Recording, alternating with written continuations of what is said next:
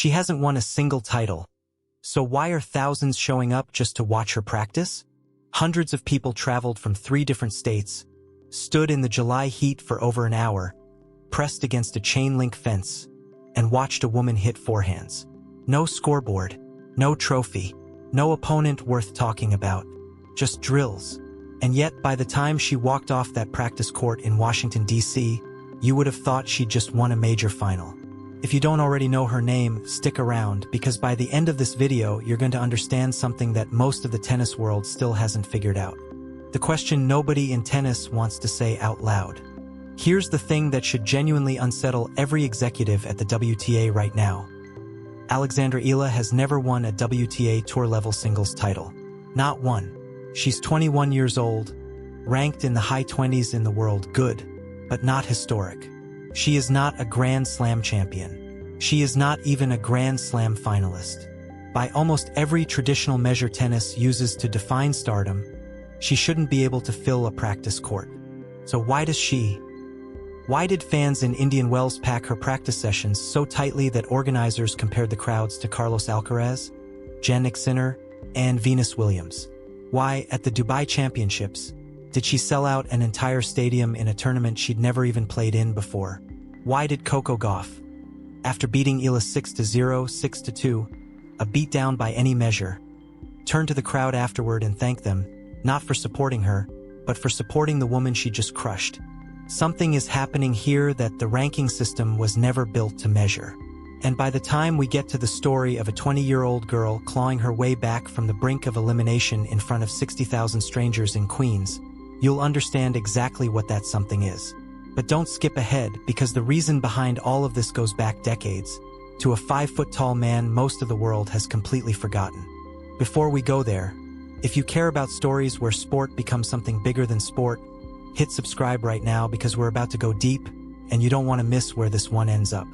Who is Alexandra Eala, and why is everyone suddenly saying her name? Let's rewind. Alexandra Eala was born in Quezon City in the Philippines and left home as a young girl to train an ocean away, at the Rafael Nadal Academy on the island of Majorca. That decision alone tells you something about the kind of resolve we're dealing with. A child, leaving her country, her language, her family dinner table, to chase a sport that had barely produced a modern star from her homeland. In 2022, she made history for the first time. She won the US Open girls singles title, defeating Lucy Havlikova in the final, becoming the first Filipina ever to win a junior Grand Slam singles championship. Along the way to that title, she beat future WTA player Mira Andreeva and current rising star Victoria Mboko. Even then, there were signs. But junior success does not guarantee anything. Plenty of junior champions disappear into the lower rungs of professional tennis and never resurface. For a while, it looked like Eala might be heading down a slower, quieter path. She started 2025 ranked around the 140s in the world, respectable, but nowhere close to the sports spotlight. Then came Miami, the upset that changed everything. In March 2025, at the Miami Open, 19-year-old Alexandra Eala walked onto court as a wild-card entry, ranked 140th in the world, with a following that barely extended past hardcore tennis fans in Manila. Over the course of one stunning week, she beat 3 former Grand Slam champions in a row. She took down 2017 French Open champion Yelena Ostapenko. She defeated reigning Australian Open champion Madison Keys, ranked 5th in the world at the time. And then, in the quarterfinals, she dismantled 5-time Grand Slam champion Igaswiatek, 6-2, 7-5, to reach her first WTA semifinal. Think about the size of that run. A teenager who had never beaten a top 40 player in her career suddenly had 3 Grand Slam champions on her resume in the span of one tournament. She was in tears afterward. "I'm in complete disbelief right now," she said. "I'm on cloud 9. That week didn't just launch her ranking.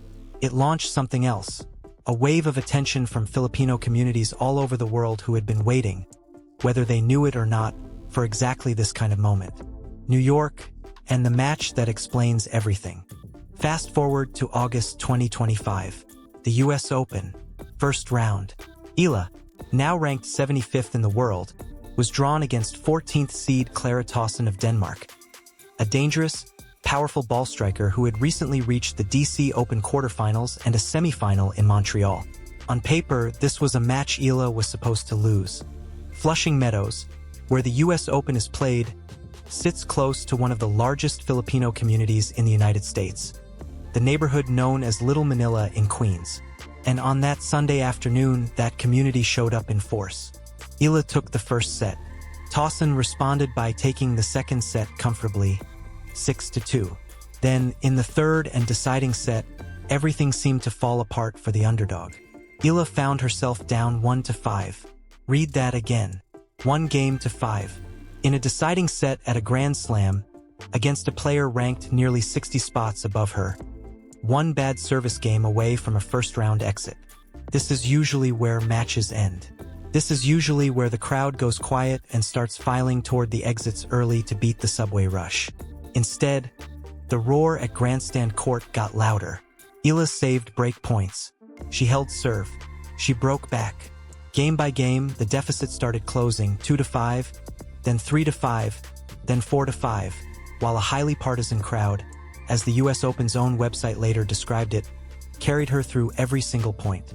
She forced a tiebreak, and in a tiebreak that stretched to 13 points, facing all the pressure a Grand Slam stage can produce, Alex Eala closed it out, 6-3, 2-6, 7-6. She became the first player in the Open era to win a Grand Slam main draw match for the Philippines. "To be Filipino is something I take so much pride in," she told reporters afterward, visibly emotional. "I don't have a home tournament, so to be able to have this community here at the US Open, I'm so grateful they made me feel like I'm home. Here's what makes that match worth studying, beyond the emotion of it. It is one of the clearest examples in recent tennis of a crowd functioning almost like an extra player. Tennis is designed to be lonely. There's no teammate to pass the ball to. No coach allowed to walk onto the court mid-game and change the plan. No substitution. When you are down 1-5 in a decider, you and only you can fix it. A crowd cannot hit a forehand for you. But a crowd can change how the moment feels in your body, and it can make your opponent feel like every unforced error is being witnessed by thousands of people who desperately want her to fail. That is not magic. That is not guaranteed to work. But it is real, measurable pressure applied only to one side of the net. If a story like this is the kind of thing that keeps you hooked, this is exactly why we ask you to subscribe, because we're about to connect this moment to something far bigger than one tiebreak in Queens. It wasn't a one-time thing. Skeptics could have written off New York as a fluke, a home crowd bump, a single emotional night. Except it kept happening, tournament after tournament, on 3 different continents. At the Dubai Tennis Championships in February 2026, Eala sold out every one of her matches during a run to the quarterfinals, in a tournament she was playing for the very first time. At Indian Wells the following month, fans packed her practice courts to a degree tournament staff said was comparable to the crowds for Carlos Alcaraz, Jannik Sinner, and Venus Williams, some of the most famous names in the entire sport. A Filipino-American fan named Andrew Rivera, who had been attending the tournament for a decade, told reporters it was the most Filipinos he had ever seen there. Novak Djokovic called the disruption her fans occasionally caused a good problem to have. Andy Roddick said it plainly, "This is the type of story you cheer for because it's great for tennis." Then came Wimbledon 2026, arguably the most remarkable chapter yet. The day she beat a defending champion on center court. Seeded 29th, Eala reached the 3rd round of Wimbledon and was drawn against the reigning champion of the tournament, Igaswiatek. The same player she had shocked back in Miami 16 months earlier, only this time on the biggest stage in tennis on grass, with a Wimbledon title on the defending champion's shoulders. The first set alone lasted an hour and 24 minutes. A brutal, seesawing battle that was eventually decided by a tiebreak. Eala won by the narrowest of margins. She broke Swiatek's serve 5 times over the match and won a striking 68% of points on the champion's second serve. Swiatek committed more than double the unforced errors that Eala did. When Eala finally closed it out, she dropped to her knees on center court in tears. "I'm really emotional," she said afterward. Maybe for someone like Iga who's won so many slams, or someone like Serena or Venus, This achievement may seem small, but for someone who grew up in the Philippines, she didn't need to finish the sentence. With that win, Alexandra Eala became the first player from the Philippines to ever reach the second week of a Grand Slam tournament, men's or women's, in the entire Open era. Billie Jean King posted her praise publicly, calling Eala such an inspiration for kids in the Philippines and all over the world. Eala's fourth-round run ended there, losing to Jasmine Paolini. But the damage, if you want to call historic barrier-breaking damage, was already done. She had rewritten the record books for an entire nation in a single afternoon, the ghost behind every one of her wins. Here is the part of this story that almost nobody talks about, and it's the piece that gives everything else its true weight. More than 70 years before Alexandra Eala picked up a racket, there was a man named Felicissimo Ampon, barely 5 feet tall. Some records list him closer to 4 feet 11 inches. Ampon was nicknamed the Mighty Might. In an era when the tennis world had almost no Asian representation at its top levels, Ampon fought his way to the quarterfinals of the French Championships not once, but twice in 1952 and 1953. Along the way, he beat established Grand Slam-level players like Tony Trabert and Budge Patty. He also reached the 4th round of the US Open on 4 separate occasions and the 3rd round of Wimbledon 3 times. He won the Wimbledon plate in 1948 and a Pan American Games gold medal in 1950, and he represented the Philippines in Davis Cup competition for nearly 3 decades, a national record that still stands today. For more than 70 years, no player from the Philippines got anywhere close to what Felicissimo Ampon accomplished at the French Championships. That is how long the wait had been. That is the length of the silence Alexandra Eala is now filling, one match at a time. When people talk about her reaching the second week of a Grand Slam at Wimbledon, they are talking about a moment that connects in a very real and specific way, all the way back to a man most casual tennis fans today have never even heard of. That's the piece that explains everything else in this story. This isn't a fan base excited about a promising young athlete. This is a nation that waited generations for a second chapter, and it finally arrived. Why the numbers don't tell the whole story. Here's where a lot of tennis commentary gets this completely wrong. Analysts look at Eala's ranking, high 20s, career high around 28, and conclude the size of her support doesn't add up. No major title, a handful of deep runs. That's the entire resume, they say. Why the hysteria? But a ranking measures one thing: recent match results against recent opponents.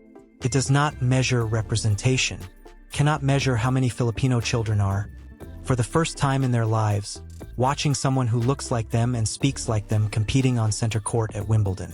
It cannot measure what it means to a parent explaining tennis scoring to relatives for the first time because a Filipina is suddenly playing in the second week of a Grand Slam. Those things are real, they are measurable in crowd size and ticket demand and merchandise sales, but they simply don't show up in a ranking algorithm built to track wins and losses. Think of it like a band that sells out every 500-seat room it plays. That doesn't mean the band only has 500 fans. It means the room only has 500 seats. Match attendance is capped by stadium capacity, by ticket prices, by how early the best seats disappear. A practice court, on the other hand, has fewer of those barriers. That's exactly why Washington, D.C. mattered. It wasn't that the practice session was more compelling than a match. It's that the real size of the demand finally had somewhere to go where it wasn't capped by a box office. What happened this week in Washington? Which brings us back to where we started. Eala arrived in Washington for the Wimbledon DC Open fresh off her breakthrough Wimbledon run, entering as a career-high world number 28. There had been real anticipation about a doubles reunion with Venus Williams. The two had teamed up for the first time at the Bad Homburg Open in June, reaching the quarterfinals together, and fans had nicknamed the pairing Lexus. A wild card was secured. Practice sessions were held together. Then, days before the tournament began, Eala withdrew from the doubles draw. Her explanation was refreshingly honest rather than dramatic. This was her first week of competition since her physically and emotionally draining Wimbledon run, and she didn't feel she had the capacity to give both a singles campaign and a doubles partnership with a legend like Venus Williams everything they deserved. I think that Venus is someone who deserves a partner who can give their all physically, emotionally, mentally when they're on court with her, she said. I don't have the capacity yet to be able to give that in both singles and doubles. Williams, for her part, said there were no hard feelings and that she hoped to play with Eala again in the future. She partnered instead with Diana Schneider for the week. That decision meant one thing for Eala's fans: fewer scheduled appearances on court for the week, which meant, for many of them, the closest chance to see her in person was going to be a practice session. So that's where they went. Hundreds of them, gathering behind the fence at the Fitzgerald Tennis Center, watching drills, not a match, because for a fan base this devoted, watching from a distance simply wasn't an option. In her first-round match, Eala faced a genuinely difficult opponent, Zhang Qinwen of China, a former world number 4 and Olympic gold medalist. It was not an easy afternoon. Eala went down a set and a break. And once again, in front of a crowd carrying Filipino flags at Stadium Court, she found a way through, rallying to win 4-6, 6-4, 6-1. "I've already had that in me," she said afterward about her ability to grind through adversity. It was her first ever main draw match win in the American capital. That's 2 Grand Slam-level comebacks now with a crowd behind her, in 2 different cities against 2 very different kinds of opponents. Pattern recognition starts to matter here. If you're starting to see how deep this story actually goes, now is the moment to subscribe, because there's a bigger question coming, one about what happens next and whether this fan base is actually good for her or dangerous for her. Stick with us. Can a crowd actually win you a match? Let's be precise about this, because it's easy to overstate what a crowd can and can't do. A crowd cannot serve for you, cannot fix a broken forehand, cannot bail you out on a day when your footwork isn't working and your first serve percentage collapses. Novak Djokovic has said as much himself. Support is an edge, not a guarantee. But here's what a crowd can do, and what the data from Eala's own matches suggests it has done more than once. It can change the emotional physics of a collapsing situation. Down 1-5 in a deciding set at a Grand Slam is statistically close to a lost cause. Down a set and a break against a former top 5 player is a genuinely difficult position. In both of those matches, something shifted. Confidence returned. Aggression returned. And on the other side of the net, an opponent who was supposed to be closing out a routine win instead found herself serving for the match in front of a stadium that wanted her to fail. That's not a guaranteed formula. Eala has lost matches too, with fans behind her just the same. But across a growing sample size of high-pressure moments, in New York and now in Washington, there's a consistent thread. This is a player who has learned to turn toward a crowd in the worst moment of a match and receive something real back. Most players who can do that reliably have already won multiple Grand Slam titles. Alex Eala has built that connection before winning her first WTA Tour-level trophy. That order of events is almost never how this works. And it raises the real question hanging over the rest of her career. The pressure nobody talks about. Here's the part of this story that isn't all celebration. Building this kind of following before completing the competitive journey creates a very specific kind of weight. Every loss gets amplified. Every rough stretch becomes a national conversation instead of a private setback. She is 21 years old, still developing her consistency, her serve, her week-to-week form, completely normal things for a player at her stage of a career, except she is doing all of it under a spotlight that most players her age or ranking simply do not have. Eala herself has addressed this directly and, frankly, with more composure than you'd expect from someone her age. Asked before Washington whether the weight of her Filipino fanbase felt like a burden, she rejected the framing entirely. "I would describe it more as a privilege," she said. "I'm very privileged to be able to carry my flag and to represent everything that comes with that. I think it's a beautiful thing." That's a mature answer. But it doesn't erase the underlying tension. She cannot win every tournament. She will lose to lower-ranked players sometimes. That's simply how professional tennis works, even for the very best in the world. The real danger isn't in the crowd itself. It's in what happens if the expectations attached to that crowd start moving faster than her actual tennis development can keep pace with. Where this goes from here. So where does this leave us? Right now, Alex Eala is building 2 separate careers at the exact same time, running on 2 very different clocks. The first career is measured in rankings, titles, and results, and it is climbing, but it is still, by her own admission, a work in progress. The second career is measured in flags, crowd sizes, sold-out practice courts, and a 70-year wait that finally has a name attached to it again. That second career is already enormous. The next stretch of the season, the North American hardcourt swing, moving through Washington into Toronto, Cincinnati, and eventually back to the US Open in New York, the same tournament where all of this fully ignited a year ago, will be the real test. Different opponents, different courts, different pressure every single week. Results will go up and down the way they do for every 21-year-old still building her game. But if the pattern from the last 12 months holds, one thing probably won't change: the crowd. That's the part the tennis world still hasn't fully figured out how to talk about. A serve can lose its rhythm. Confidence can dip after a bad loss. Rankings rise and fall constantly. But a genuine cultural connection, the kind that shows up on a practice court with no scoreboard and no reason to be there except wanting to be near the person on the other side of the fence, tends to survive a bad month. It survived a slow start to 2025. It is very likely to survive whatever comes next. The question now isn't whether Alex Eala has real support. Washington already answered that. The real question is what happens when the results finally catch up to the size of the belief that's already been built around her. When the practice court crowds start turning into trophy ceremony crowds on a regular basis. Nobody knows the answer yet. That's exactly why people are still going to keep showing up at the fence. If you want to be there for whatever comes next in this story, the Grand Slam runs, the record-breaking milestones, the moments history actually gets made, subscribe now and turn on notifications so you don't miss it when it happens. Thanks for watching, and we'll see you in the next one.